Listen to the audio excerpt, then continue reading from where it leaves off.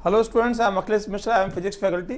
मैं last 25 year से physics पढ़ा रहा हूँ और विद्या प्रकाशन के सहयोग से जो यूपी बोर्ड के विद्यार्थियों के लिए ये शुरुआत की है कि आपके लिए बहुत लाभदायक सिद्ध हो।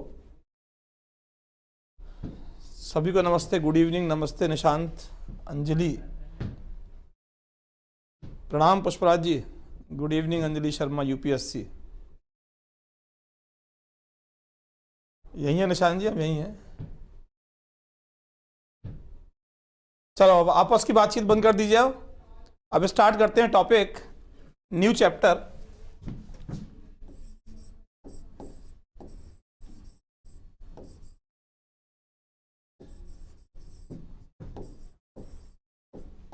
विद्युत चुंबकीय प्रेरण।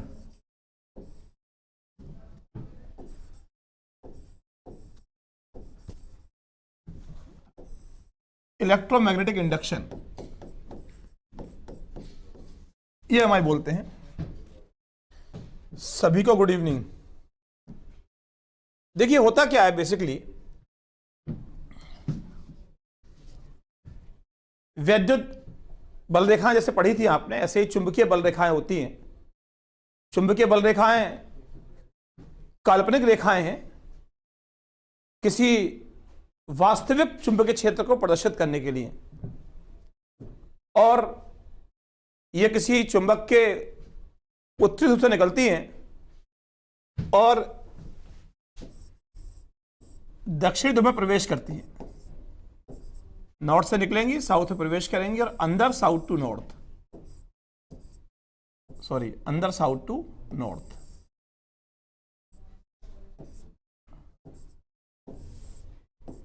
नॉर्थ से निकलती हैं और साउथ में प्रवेश करती हैं। एक बंद लूप की फॉर्म में होती है चुंबकीय बल रेखाएं, और दो चुंबकीय बल रेखाएं बड़ा कॉमन क्वेश्चन है, जानते होंगे आप। दो चुंबकीय बल रेखाएं कभी नहीं काट सकती कि किसी चुंबकीय बल रेखा के किसी बिंदु पर खींची गया स्पर्श रेखा उस बिंदु पर चुंबकीय क्षेत्र की दिशा को प्रदर्शित करती है। दो चुंबकीय बल रेखाएं कभी नहीं काट सकती।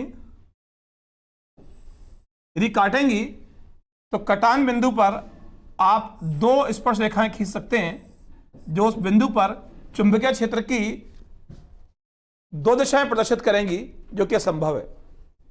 राधे राधे पांडे जी, बेटा अंजलि शर्मा यूपीएससी।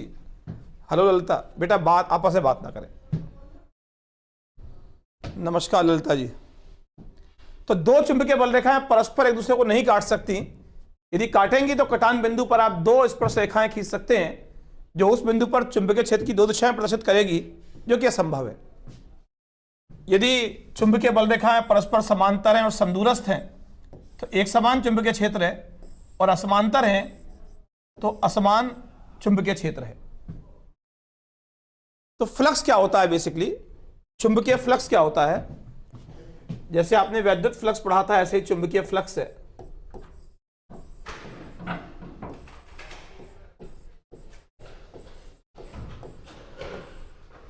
फ्लक्स का मतलब होता है फ्लो मतलब प्रवाह।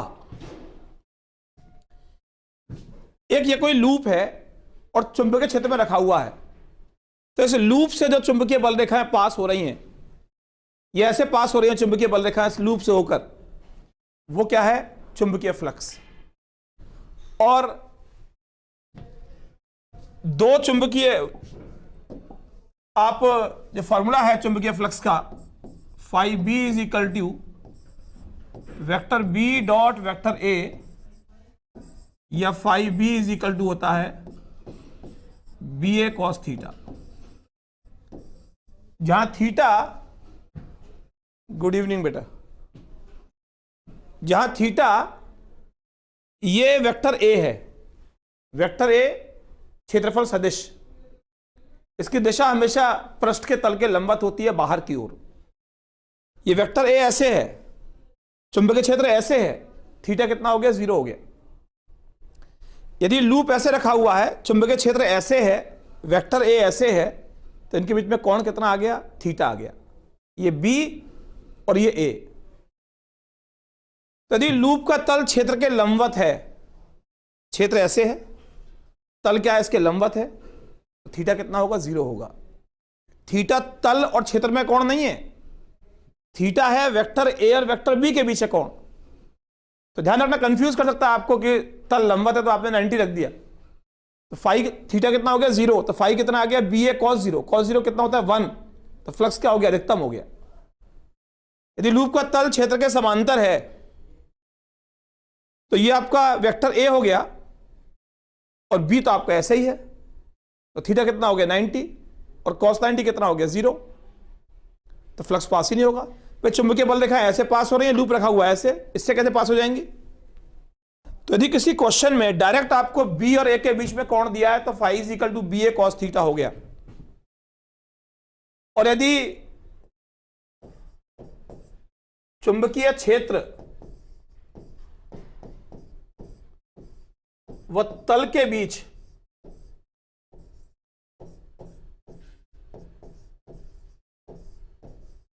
कोण फाई है कोई, तब theta is equal to 90 minus five. Loop का तल क्षेत्र के लंबवत है तो फाई कितना हो गया 90 हो गया, तो 90 माइनस 90 कितना हो गया 0 हो गया। लूप का तल क्षेत्र के समांतर है तो फाई कितना आ गया 0, तो थीटा कितना हो गया 90। यदि लूप के तल का क्षेत्र से एंगल कोण 60 डिग्री है तो थीटा कितना आ गया 90 माइनस 60 कितना आ गया 30 आ गया। इस बात को ध्यान रखना आप लोग।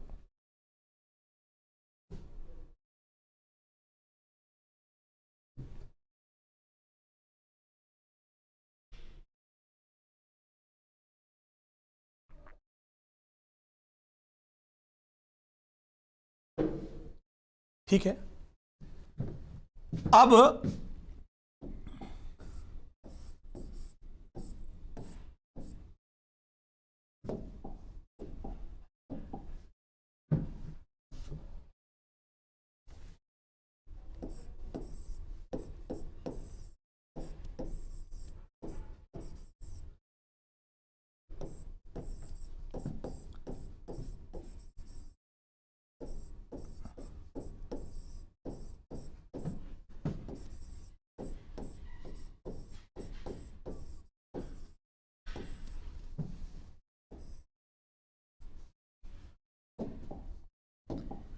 फैराडे के विद्युत चुंबकीय प्रेरण के नियम।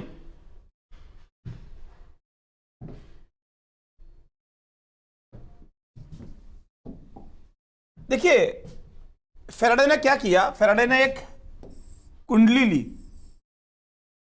एक धारावाही भी लगा दिया इसमें, और एक चुंबक ली, और चुंबक और कुंडली को लेकर वो बहुत टाइम तक प्रयोग करते रहे, कई वर्षों तक प्रयोग करते रहे, कोई निष्कर्ष नहीं निकला। तो फैराडे ने गुस्से में आकर एक बार उस चुंबक को उस कुंडली के अंदर फेंक कर मारा, और जैसे ही फेंक कर मारा इसमें विक्षेप आ गया धारामापी में, और फैराडे खुश हो गए। फैराडे को खुद समझ में नहीं आया ये हुआ क्या। तो बाकी फिर साइंटिस्ट ने उसको एक्सप्लेन किया, फिर फैराडे ने उससे संबंधित नियम दिए। उन्होंने कहा कि जब भी किसी चुंबक और कुंडली के बीच आपेक्षिक गति होती है, कुंडली स्थिर है चुंबक चल रही है, या चुंबक स्थिर है कुंडली चल रही है, या दोनों चल रहे हैं, पास आ रहे हैं, दोनों दूर जा रहे हैं, जब भी उनके बीच आपेक्षिक गति है, जब भी आपेक्षिक गति है तो कुंडली से होकर गुजरने वाली चुंबकीय बल रेखाओं की संख्या में क्या होगा, परिवर्तन होगा। और पता है चुंबकीय बल रेखाएं नॉर्थ से निकलती हैं साउथ में प्रवेश करती हैं, नॉर्थ से निकलती हैं साउथ में प्रवेश करती हैं, और यहां नॉर्थ से ऐसे जा रही हैं। तो अब पास ला रहे हैं तो चुंबकीय बल रेखाएं क्षेत्रफल से ज्यादा पास होंगी, अर्थात चुंबकीय फ्लक्स में क्या होगा, परिवर्तन होगा। दूर ले आ रहे हैं फ्लक्स घटेगा, इसको पास ला रहे हैं फ्लक्स बढ़ेगा, इसको दूर ले आ रहे हैं घटेगा। जब भी चुंबक और कुंडली के बीच आपेक्षिक गति होती है तो कुंडली से होकर गुजरने वाले फ्लक्स में क्या होता है, परिवर्तन होता है, और इस फ्लक्स में परिवर्तन के कारण इस परिपथ में एक विद्युत वाहक बल अर्थात ऊर्जा उत्पन्न हो जाती है, और यह घटना क्या है? विद्युत चुंबकीय प्रेरण। चीजों को डेफिनेशन याद हो अच्छी बात है, लेकिन जब तक आपको कॉन्सेप्ट क्लियर नहीं होगा आप सब्जेक्ट को अंडरस्टैंड नहीं कर सकते। कुछ बच्चे होते हैं हाथ रख के डेफिनेशन याद करते हैं, एग्जाम भी दे आते हैं, पास भी हो जाते हैं, लेकिन उन्हें कभी सब्जेक्ट की क्लियरेंस नहीं होती कि हुआ क्या है। देखो, जो एसी का प्रोडक्शन है, जो प्रत्यावर्ती धारा है, जो आपके घरों में धारा है, जो लाइट आ रही है, वो इसी से आ रही है। आपने तो डीसी पढ़ा है, डायरेक्ट करंट ये वाली पढ़ी है, ये कोई परपथ है, ये तो बैटरी है।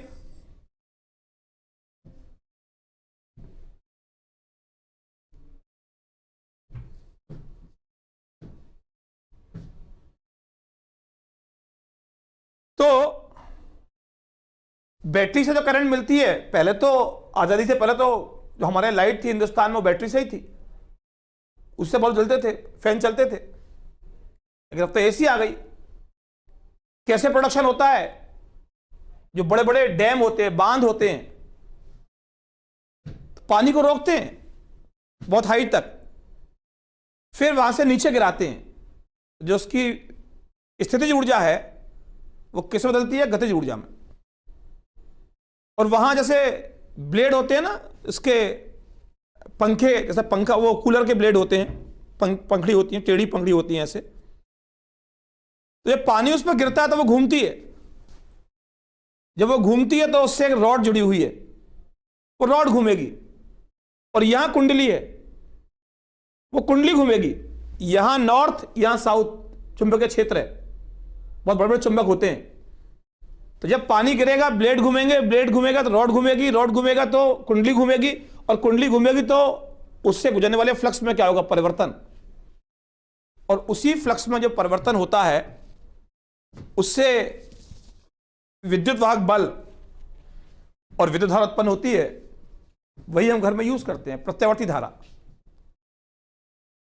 कहते हैं कि कूड़े से बिजली बनती है, तो कूड़े से बिजली क्या बनेगी? कूड़े को जलाया, जलाने के बाद उससे पानी की भाप बनाई, वो भाप घुमा रही है उस ब्लेड को, उससे कुंडली घूम रही है, उससे चुंबकीय फ्लक्स में परिवर्तन हो रहा है, उससे विद्युत वाहक बल और प्रेरित विद्युत धारा उत्पन्न हो रही है। कूड़े से आपने भाप बनाई, भाप से आपने उसे घुमा दिया। ये जितने भी न्यूक्लियर पावर स्टेशन हैं, वहां क्या होता है? वहां नाभिकीय विखंडन की अभिक्रिया होती है, उससे ऊर्जा उत्पन्न होती है, ऊर्जा से पानी की भाप बनाई जाती है, भाप उसे घुमाती है। तो बेसिकली ये फैराडे की देन है। तो उन्होंने क्या नियम दिया कि जो इसके अंदर, फिर बोल रहा हूं कि जब भी किसी चुंबक और कुंडली के बीच आपेक्षिक गति होती है तो कुंडली से होकर गुजरने वाले फ्लक्स में परिवर्तन होता है, और इस फ्लक्स में परिवर्तन के कारण उसमें एक विद्युत वाहक बल उत्पन्न हो जाता है। यदि परपथ बंद है तो धारा उत्पन्न हो जाती है। जो विद्युत वाहक बल है वो प्रेरित विद्युत वाहक बल है, इंड्यूस्ड ईएमएफ है, इसे कहते हैं प्रेरित विद्युत वाहक बल। और जो धारा है उसे कहते हैं प्रेरित धारा। और जो घटना है इसे कहते हैं विद्युत चुंबकीय प्रेरण। तो प्रथम नियम क्या दिया उन्होंने कि जो इसमें विद्युत वाहक बल उत्पन्न होता है, देखिए बिना किसी बैटरी के ऊर्जा उत्पन्न हो गई इसके अंदर। जो इसके अंदर विद्युत वाहक बल उत्पन्न होता है वो minus delta phi upon delta T के अनुक्रमानुपाती होता है। माइनस का मतलब क्या है समझाएंगे आपको हम। तो E is equal to minus N delta phi upon delta T, जहां एन क्या है? कुंडली में फेरों की संख्या। ये जो उसके अंदर प्रेरित विद्युत वाहक बल उत्पन्न हुआ है, ये उसका सूत्र है। जितना डेल्टा फाई ज्यादा होगा उतना E ज्यादा होगा। डेल्टा फाई क्या है? बी ए। जितना बी ज्यादा या ए ज्यादा उतना फाई ज्यादा, उतना परिवर्तन ज्यादा। जितने फेरों की संख्या अधिक है उतना ज्यादा, जितना टाइम कम उतना ई ज्यादा। तो जो द्वितीय नियम है वो लेंज का नियम है।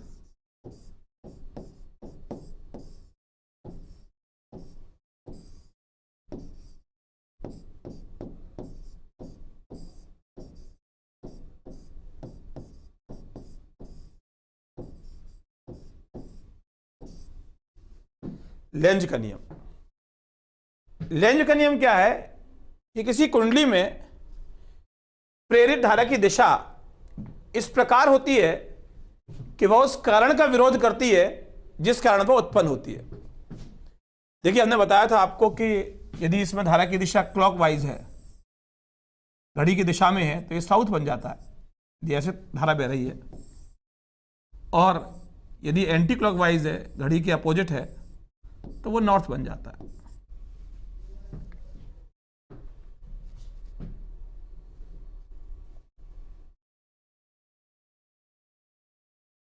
जी, तो है क्या, जब आप नॉर्थ को यहां लाए, ये ऐसे है कुंडली, ये नॉर्थ है, यहां लाए, तो इसमें जो धारा की दिशा है वो इसके पास आने का विरोध करेगी।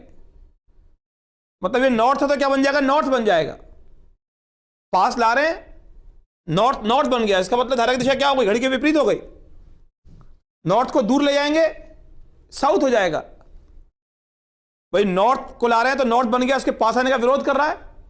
धारा क्यों उत्पन्न हो रही है इसके अंदर कि ये पास आ रहा है, और धारा की दिशा क्या है, इस प्रकार है कि नॉर्थ बन गया, नॉर्थ नॉर्थ का विरोध करेगा, प्रतिकर्षित करेगा। यदि दूर ले जाएंगे तब भी धारा उत्पन्न होगी इसके अंदर, लेकिन दूर ले आ रहे हैं तो साउथ बन जाएगा, इसके दूर जाने का विरोध करेगा। साउथ को लाएंगे तो साउथ बन जाएगा, साउथ को दूर ले जाएंगे तो नॉर्थ बन जाएगा। मतलब जो कुंडली में प्रेरित धारा उत्पन्न हो रही है वो क्यों उत्पन्न हो रही है, इसके पास आने से, दूर जाने से। और प्रेरित धारा की दिशा इस प्रकार है कि वह उसी कारण का विरोध कर रही है जो उसे उत्पन्न कर रही है। यदि ऐसा ना हो, विरोध ना करे, ये नॉर्थ है, ये नॉर्थ बन गया, यदि ये नॉर्थ है, ये नॉर्थ बन गया, तो जो लेके आ रहा है उसे कार्य करना पड़ रहा है। भाई दोनों के बीच कैसा बल है, प्रतिकर्षण बल, तो विरोध करने में कार्य करना पड़ रहा है। वही कार्य तो उसमें परिवर्तित हो गया, किस रूप में, विद्युत वाहक बल के रूप में। विद्युत वाहक बल ऊर्जा ही तो है। यदि ये नॉर्थ लाते साउथ बन जाता तो बिना कार्य के ऊर्जा उत्पन्न हो जाती। ये तो ऊर्जा संरक्षण के नियम का विरोध होता, वो संभव ही नहीं है। जो कार्य करेंगे वही तो ऊर्जा में परिवर्तित होगा। जो आपने स्थितिज ऊर्जा थी, बांध बनाया था, वो गतिज ऊर्जा में, गतिज ऊर्जा उसे घुमा रही है, उससे क्या उत्पन्न हो रही है, वैद्युत ऊर्जा। तो एक ऊर्जा का दूसरी ऊर्जा में परिवर्तन तो है। तो ऋणात्मक चिन्ह यह व्यक्त करता है कि प्रेरित विद्युत वाहक बल या प्रेरित धारा की दिशा इस प्रकार है कि वह उस कारण का विरोध करती है जिस कारण वह उत्पन्न होती है। It's very very important.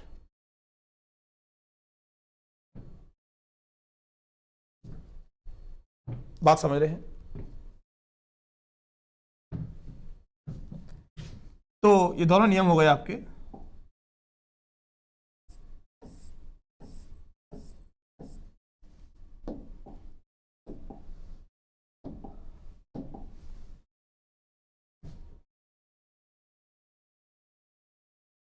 अब इसमें एक दो चीज और भी है,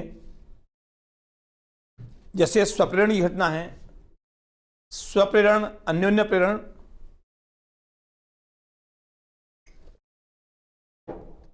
लेकिन पहले इसमें चीज देख लें, E is equal to minus N delta phi upon delta T है।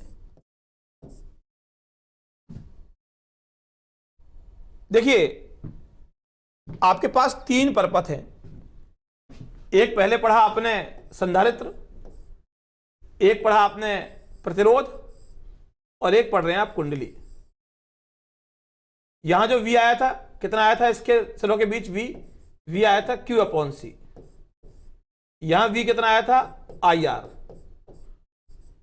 और यहां V की जगह क्या लिख रहे हैं हम, E लिख रहे हैं। तो E कितना आ रहा है यहां पर, -n delta phi upon delta T. इसका प्रतिरोध उसका अलग नाम है, इसके प्रतिरोध को तो R ही कहते हैं, और इसके प्रतिरोध का अलग नाम है जो आप पढ़ेंगे प्रत्यावर्ती धारा में। यहां जो प्रतिरोध है उसे धारतीय प्रतिघात कहते हैं, यहां जो प्रतिरोध है उसे प्रेरण प्रतिघात कहते हैं, यहां आर ही बोलते हैं। सिंपल प्रतिरोध है। तो आई जानते हैं, आई V अपॉन आर, यहां ई लिया है तो E अपॉन आर। तो आई कितना आ गया, -n upon R delta phi upon delta T. यह प्रेरित धारा का सूत्र है, यह विद्युत वाहक बल है।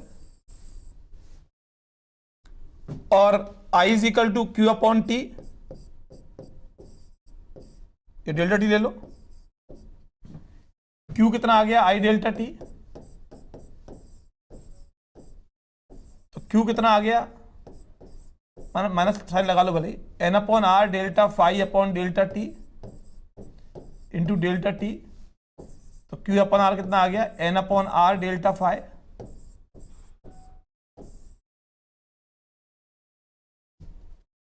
धारा और विद्युत वाहक बल निर्भर कर रहे हैं समय पर,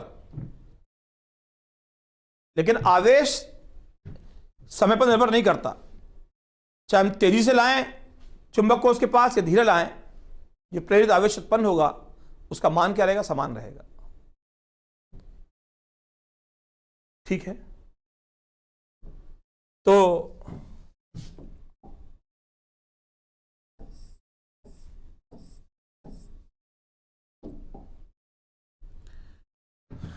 अब हम बता रहे हैं यहां पर आपको स्वप्रेरण।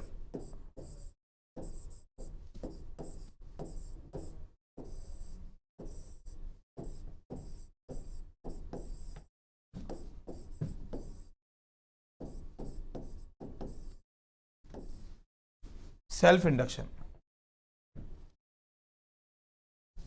नितिन पाल जब सारा ही पढ़ा रहे हैं तो इंपॉर्टेंट क्वेश्चन हमारी समझ में नहीं आती आपकी बात।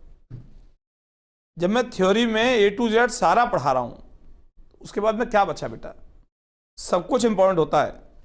आप 70% सिलेबस होने के बाद भी इंपॉर्टेंट ढूंढेंगे तो फिर क्या पढ़ाई करेंगे आप।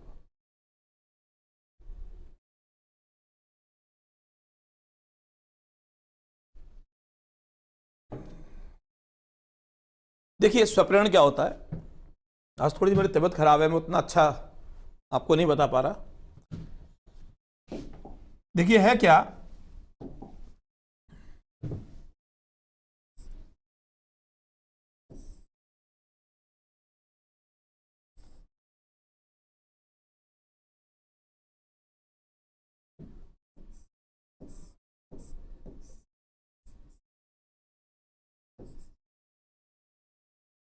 ये धारा नियंत्रक है, रियोस्टेट है,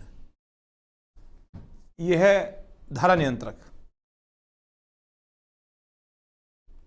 प्रणाम भाई, सबको प्रणाम। तो धारा नियंत्रक से आप धारा को परिवर्तित कर सकते हैं। आपने एक बात पढ़ा था, ये कोई लूप है और उसमें धारा बह रही है और ये इसका केंद्र है, तो अंगूठा धारा की दिशा को व्यक्त करता है, तो चुंबकीय क्षेत्र क्या होगा, अंदर होगा। नहीं पुष्पराज जी, प्रॉब्लम मुझे कुछ नहीं है, तबीयत मेरी आज नासाज है, तो उस वजह से थोड़ा सा उतना कंफर्टेबल नहीं हूं। उदास नहीं होता मैं कभी। तो आप धारा ऐसे है, यहां पर चुंबकीय क्षेत्र क्या होगा, अंदर की ओर होगा। तो आप देखें ना, ये कुंडली आपको ऐसे दिखाई दे रही है, ये है कैसे, ये ऐसे है, ये ऐसे है, और इसमें धारा बह रही है, ये ऐसे ही तो है जैसे ये है। जब इसमें धारा बहेगी तो आप देखो ना, ये एक कुंडली है ऐसे, अब इसमें धारा सपोज ऐसे बह रही है, क्षेत्र क्या होगा, अंदर होगा। अगली वाली है उसमें भी धारा ऐसे बहेगी, क्षेत्र अंदर होगा, तो चुंबकीय क्षेत्र क्या होगा, अंदर की तरफ होगा। और चुंबकीय क्षेत्र, कुछ नहीं हुआ अंजलि जी, तबीयत खराब है थोड़ी सी। तो इसके केंद्र पर जो चुंबकीय क्षेत्र होता है, हमने बताया था B is equal to mu naught I upon 2R, mu naught I upon 2R।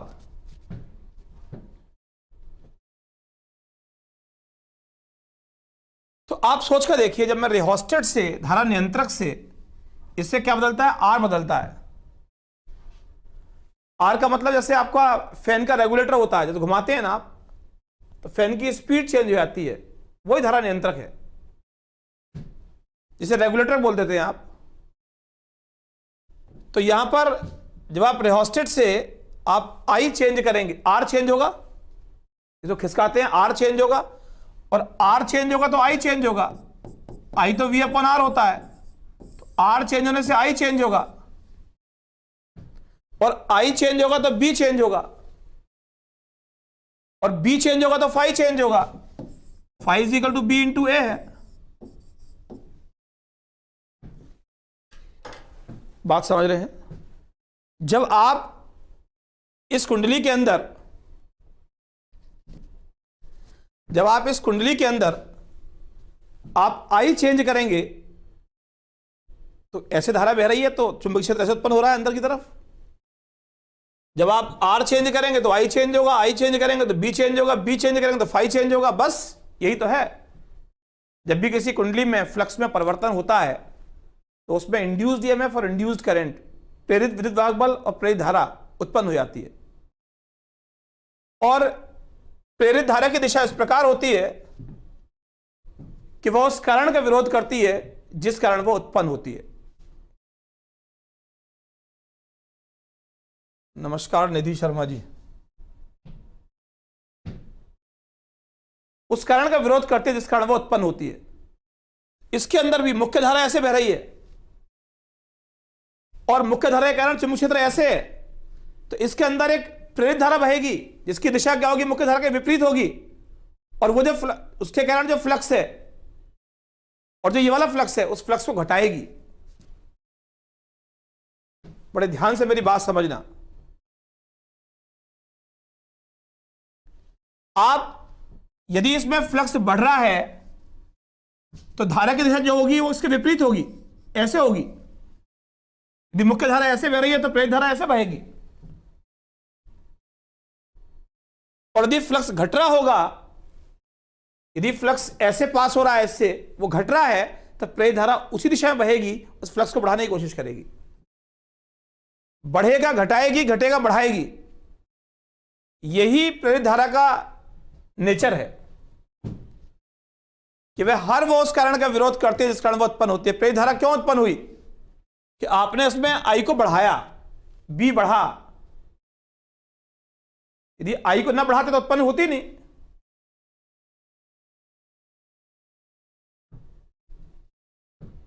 बात समझ रहे हैं? तो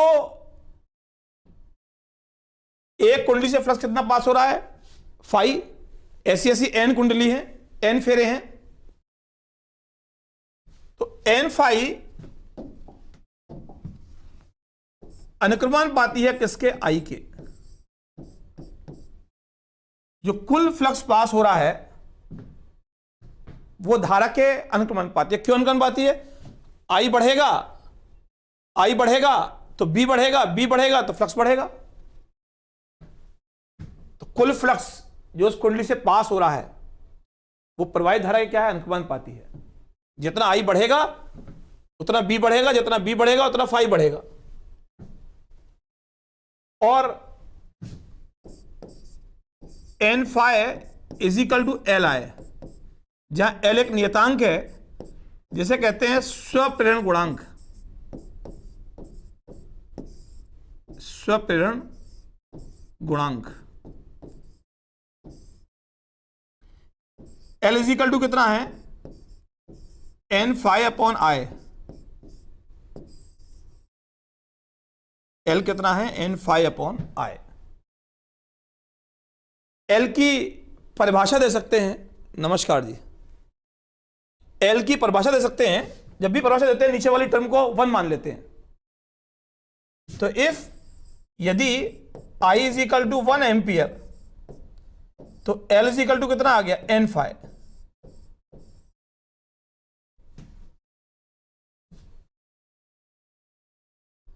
N फाइ बोलते हैं चुंबकीय फ्लक्स ग्रंथिताएं।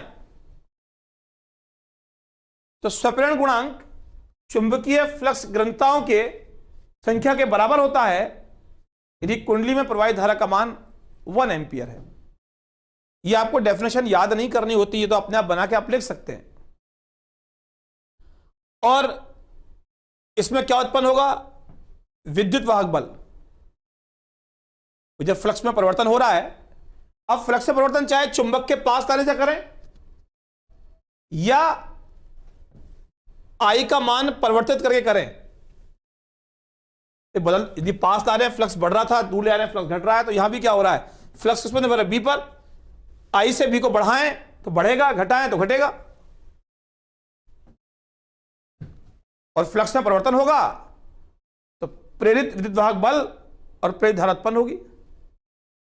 तो ई का हमारा फॉर्मूला क्या है, ई का हमारा फॉर्मूला क्या है, E is equal to minus N delta phi upon delta T, या E is equal to minus delta बाहर ले लो N phi upon delta T, और N phi is equal to क्या होता है, एल आई। तो E is equal to minus delta L I upon delta T, L तो कांस्टेंट है, स्वप्रेरण गुणांक है। तो E is equal to minus L delta I upon delta T, या L is equal to minus E upon delta I upon delta T. मात्रक क्या हो गया इसका, ई का होता है volt, volt upon ampere per second, जिसे क्या बोलते हैं, henry. Volt upon ampere per second को हम क्या बोलते हैं, हेनरी। तो देखिए यहां भी परिभाषा बन जाती है।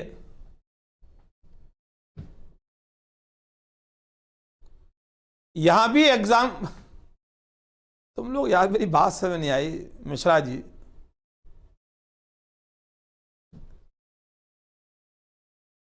आप कैसे कंसंट्रेट करते होंगे जब आप आपस में एग्जाम की डेट, मतलब आप क्या बोर्ड पर क्या समझ में आ रहा होगा आपके। लड़कियों से तो ये उम्मीद नहीं की जाती।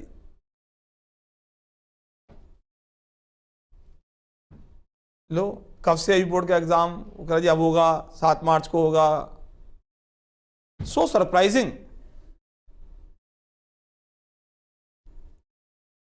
कि आप कैसे कंसंट्रेट कर पाते हैं।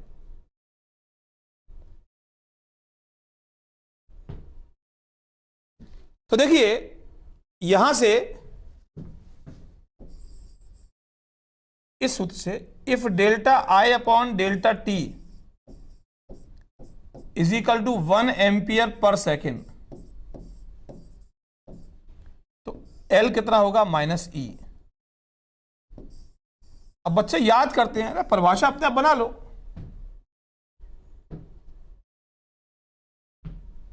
कि किसी कुंडली का स्वप्रेरण गुणांक, किसी कुंडली का स्वप्रेरण गुणांक उसमें उत्पन्न प्रेरित विद्युत वाहक बल के बराबर होता है यदि कुंडली में धारा परिवर्तन की दर एकांक है या 1 एम्पियर पर सेकंड है, या यदि किसी कुंडली में 1 एम्पियर पर सेकंड की धारा परिवर्तन करते हैं तो उस कुंडली का स्वप्रेरण गुणांक उसमें उत्पन्न प्रेरित विद्युत वाहक बल के बराबर होता है। बात समझ आती है। इसी में एक बात और देखें आप,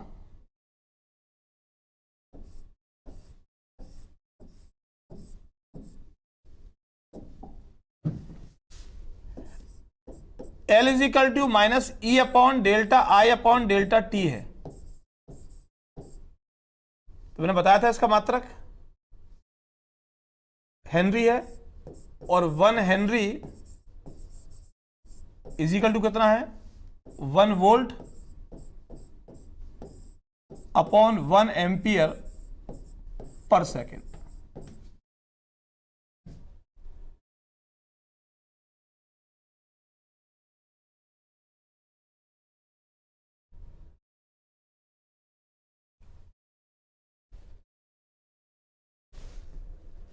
प्रणाम करता हूं आप लोगों को।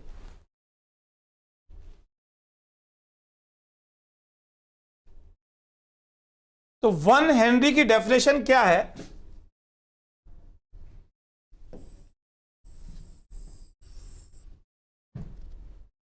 वन हेनरी की डेफिनेशन क्या है? यदि किसी कुंडली में 1 एम्पियर पर सेकंड का धारा परिवर्तन करने से उसमें उत्पन्न विद्युत वाहक बल 1 वोल्ट हो तो उस कुंडली का स्वप्रेरण गुणांक 1 हेनरी होता है। दोबारा सुन लें, यदि किसी कुंडली में 1 एम्पियर पर सेकंड का धारा परिवर्तन करने से उसमें उत्पन्न विद्युत वाहक बल 1 वोल्ट है तो उस कुंडली का स्वप्रेरण गुणांक 1 हेनरी होगा। It's okay, good evening. मतलब देखिए, हम लोग भी पढ़ाते हैं, बातचीत हम भी बहुत कर सकते हैं। आप सोच के देखो, मैं आपसे बात करना शुरू कर दूं, 5 मिनट 10 मिनट उसमें निकाल दूं, हम 1 मिनट भी वेस्ट नहीं करना चाहते, बिकॉज हमारा पर्पज ये है, हम टीचर हैं, बात कर सकते हैं, कोई मनाही थोड़ी है। लेकिन आप, हमारा पर्पज क्या है, इस क्लास में कुछ ना कुछ बच्चे ऐसे जरूर होंगे जिन्हें कोविड के टाइम पर अच्छी पढ़ाई नहीं मिली, ट्यूशंस नहीं मिल पाए, स्कूल बंद थे, ऑनलाइन में सारी क्लासेस अच्छी नहीं होती, बहुत सारे अभावग्रस्त बच्चे होते हैं। यदि हमारे कुछ काम करने से उनके जीवन में कुछ फायदा मिल सके, यही उद्देश्य विद्या प्रकाशन का, यही हमारा है। और हम तो पढ़ा रहे हैं, लेकिन विद्या प्रकाशन तो बिल्कुल निःशुल्क आपके लिए इतना सारा काम कर रहा है। इतना पुराना पब्लिकेशन है उसका यूपी बोर्ड के विद्यार्थियों के लिए, और वो इतना आपके लिए सोचा है, बहुत बड़ी पहल की है कि शहर के जगह जगह से सब अच्छे टीचर्स को एक जगह प्लेटफॉर्म पर लाए हैं। उसका पर्पज आपको उसका फायदा देना है। और यदि आप जो आपके एग्जाम आने वाले हैं और आप उसका फायदा नहीं उठाएंगे तो बेटा जीवन में फिर बड़ा टफ हो जाता है। काफी इनमें से 1 बच्चा हो, 2 बच्चा हो, 4 बच्चे हो, ऐसे जरूर होंगे जो उसका पूरा कंसंट्रेशन के साथ पढ़ रहे होंगे और उसका फायदा उठा रहे होंगे, और उनका मन खुश होगा कि हमको पढ़ाई मिल रही है, और वो बोर्ड में अच्छा परफॉर्म भी कर जाते हैं। तो आप इसका जो चीज आपके लिए मिली है बेटा, ये आपका खुद का धर्म भी है। क्लास में आ रहे हैं, टाइम दे रहे हैं, तो ये इंटरटेनमेंट का प्लेटफॉर्म नहीं है। यहां आप देख रहे होंगे सारे टीचर कितना सीरियसली आपको पढ़ा रहे हैं।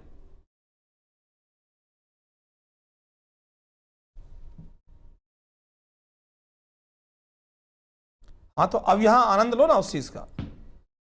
तो this is the definition for Henry. अब दूसरा होता है आपका अन्योन्य प्रेरण गुणांक।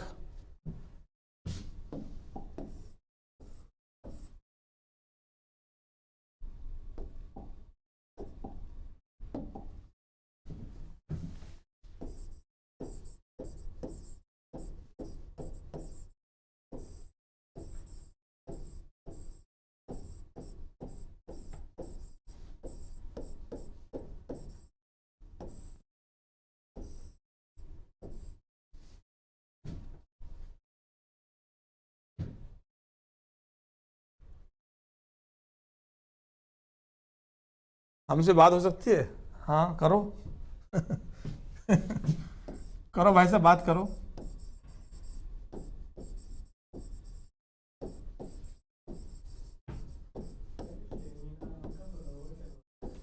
Mutual induction. अरे सोहेब राजपूत, तुम यहां भी आ गए? नमस्ते, तुम यहां क्या करने आए हो? स्वप्रेरण गुणांक।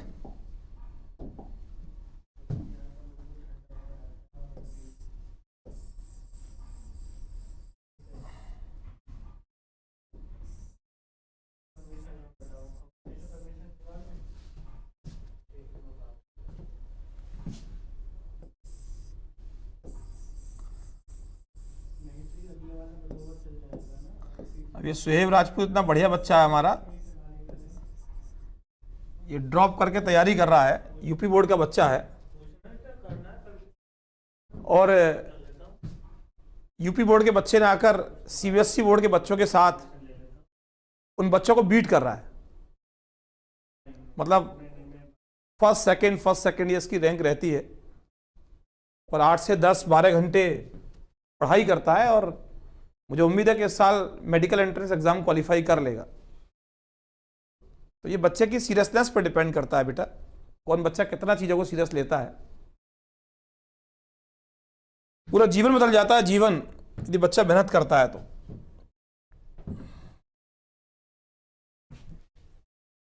B = μ0 I/2R होता है, और phi = BA होता है, और I = V/R है।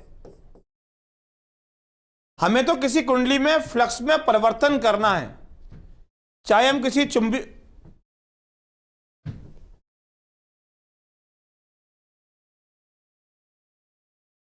हमारी कोचिंग मेरठ में चलती है बेटा। आप, ये गैल्वेनोमीटर है, ये रेहोस्टेड है,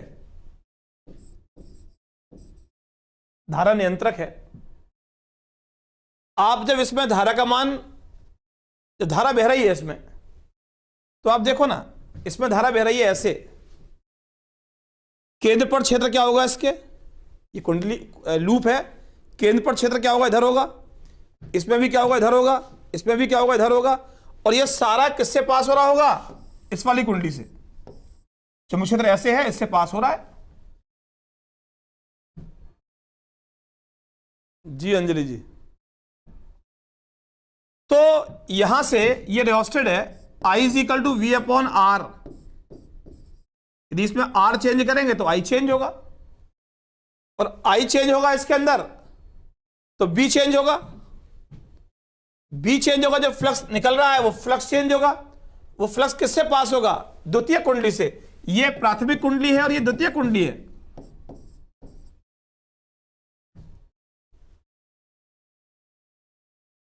मैं बहुत सारी क्लास लेता हूं बेटा,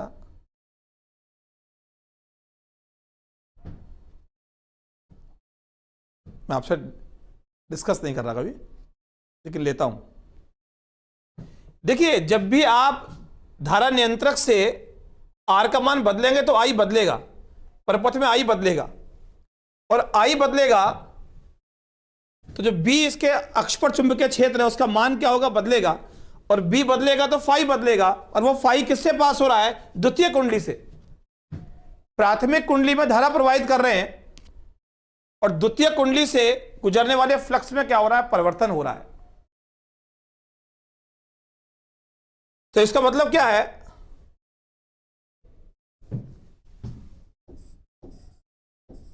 NS phi S proportional to IP, NS phi S proportional to IP। ये Anjali Mishra, proud of you भैया, पूजा कह रही हो, है अंजलि, प्राउड ऑफ भैया मुझे कह रही हो आप।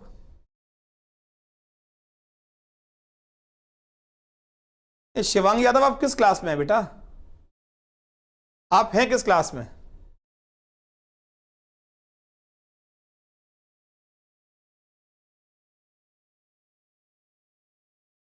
तो देखिए, द्वितीय कुंडली से जो फ्लक्स पास हो रहा है, जो फ्लक्स गुजर रहा है, वो प्राथमिक कुंडली में प्रवाहित धारा के अनुक्रमण पाती है। जितना प्राथमिक कुंडली में धारा का मान परिवर्तित करेंगे उतना B चेंज होगा, जितना B चेंज होगा उतना phi चेंज होगा, और वो phi किससे पास हो रहा है, द्वितीय कुंडली से। तो द्वितीय कुंडली से, अच्छा, तो 12th शिवांग पढ़ा ही रहे हैं आपको, आप मेरठ से हो क्या? द्वितीय कुंडली से गुजरने वाला फ्लक्स प्राथमिक कुंडली प्रवाहित धारा के क्या होता है, अनुक्रमानुपाती होता है। NS phi S = MIP, जहां M एक नियतांक है जिसे बोलते हैं अन्योन्य प्रेरण गुणांक, इसे बोलते हैं अन्योन्य प्रेरण गुणांक, कोएफिशिएंट ऑफ म्यूचुअल इंडक्शन।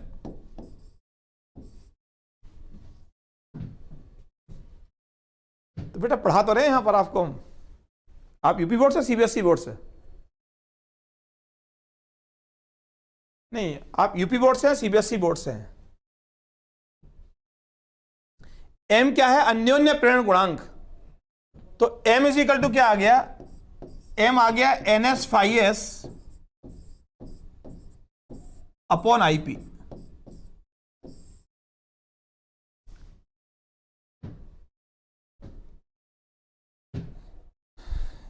जी शिवांग जी, तो यहां मिलता रही क्लास आपको। यूपी बोर्ड से है ना? अच्छा, आपका गुजरात बोर्ड होगा, सीबीएसई है। तो एम कितना आ गया? NS phi S upon IP। तो सीबीएसई बोर्ड है आपका।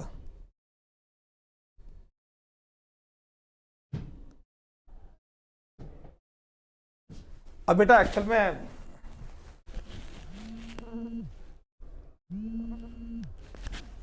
अच्छा, English medium UP board, good.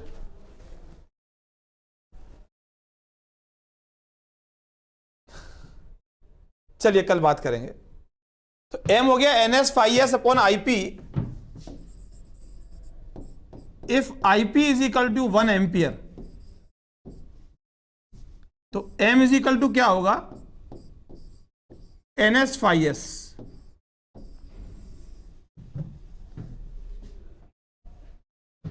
तो अन्योन्य प्रेरण गुणांक द्वितीय कुंडली से, बेटा मैं नंबर ऐसा दे नहीं सकता, नंबर दे भी दूंगा तो यहां तो फिर बच्चे कॉल करना शुरू कर देंगे। आप जो ई विद्या जो यहां पर हेल्पलाइन नंबर है, आप उनसे बात कर लीजिए। पर्सनली किसी को बहुत ही अर्जेंसी है तो वो क्या पता दे दें। टोल फ्री नंबर इसमें आपका लिखा होगा, वहां बात कर लें। बेटा मैं नंबर मैं दे चुका होता आपको, थोड़ा कंसिडर होता है, बच्चे फिर पूरे दिन कॉल करेंगे, मुझे पता है। तो आप टोल फ्री नंबर से बात कर लें, आप उनसे रिक्वेस्ट कर लें, किसी को बहुत ज्यादा अर्जेंट है तो आपको दे देंगे। तो M is equal to NS phi S, अन्योन्य प्रेरण गुणांक द्वितीय कुंडली से गुजरने वाली फ्लक्स ग्रंथों की संख्या के बराबर होता है यदि प्राथमिक कुंडली में प्रवाहित धारा 1 एम्पियर हो। और जो इसमें प्रेरित विद्युत दाब उत्पन्न होगा, आप जानते हैं किसमें? द्वितीय कुंडली में। ES is equal to minus NS delta phi S minus N delta phi upon delta T है। तो ES is equal to minus delta NS phi S upon delta T। और NS फाई एस किसके equal है? MIP के। तो ES कितना आ गया? माइनस delta MIP upon delta T। तो ES कितना हो गया? ES हो गया, M तो कांस्टेंट है, minus M delta IP upon delta T। या M कितना हो गया? Minus ES upon delta IP upon delta T। मात्रक वही इसका, volt upon ampere per second, जिसे क्या बोलते हैं? हेनरी। जिसे क्या बोलते हैं? हेनरी।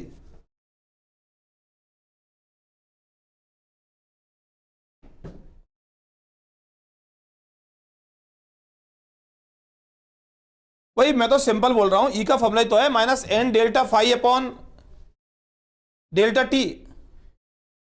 तो ES कितना आ गया? डेल्टा बाहर ले लिया, NS phi S upon delta T। NS phi S कितना है? MIP। M कांस्टेंट बाहर आ गया, delta IP upon delta T। M ये हो गया बस। If delta IP upon delta T is equal to 1 ampere per second, तो m कितना होगा -es। अन्योन्य प्रेरण गुणांक द्वितीय कुंडली में उत्पन्न विद्युत वाहक बल के बराबर होता है यदि प्राथमिक कुंडली में धारा परिवर्तन की दर एकांक हो। यदि प्राथमिक कुंडली में धारा परिवर्तन की दर एकांक है तो अन्योन्य प्रेरण गुणांक द्वितीय कुंडली में उत्पन्न प्रेरित विद्युत वाहक बल के बराबर होता है। चलिए आज का लेक्चर टाइम पूरा हो गया, कंप्लीट होता है। कल फिर इसको अच्छे से पढ़ के आना, कल ये चैप्टर कंप्लीट हो जाएगा, फिर हम एसी स्टार्ट करेंगे। प्रत्यय